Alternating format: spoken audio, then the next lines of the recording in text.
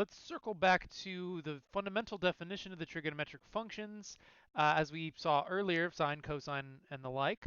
And now that we've talked about the unit circle, things like pi over 2, coterminal, all the terminology, root 2 over 2, the relationship between pi over 4 and the point, we should now be ready to discuss the definition and kind of be able to make some sense of what it implies.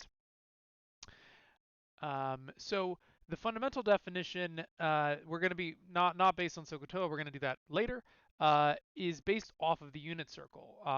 So let's just look at the definition as we have it here. This is a little different than it appears in your textbook, but I kind of prefer it laid out as we have here. And I wanted to mention 4.2 in our book only gets into sine and cosine, and the rest are covered later. So we're not following the book exactly, but I kind of have my own way of going about it already from prior classes. Anyways, the six trigonometric functions are defined as follows. It says let t be any real number and let p x comma y be a terminal point on the unit circle determined by t. So notice that in the description there, it's describing the unit circle, a terminal point on the unit circle, and t, the distance to that point. And that's what it implies when it says determined by t. It's going back to the whole, this is the distance from the initial point to the terminal point. As I was saying, kind of like the ant starting on the right-hand side and moving along.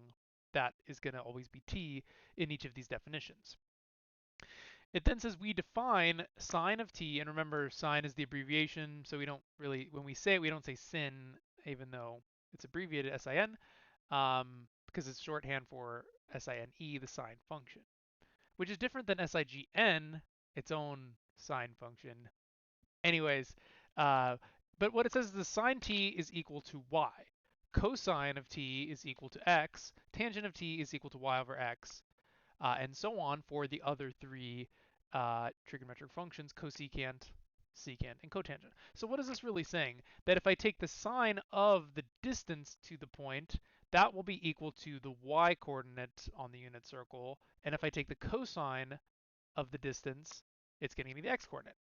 And then tangent and all the other ones, notice it gives me a respective ratio to, well, tangent is y over x, cotangent is x over y. They're all different ratios. And sometimes these are referred to as the trigonometric ratios.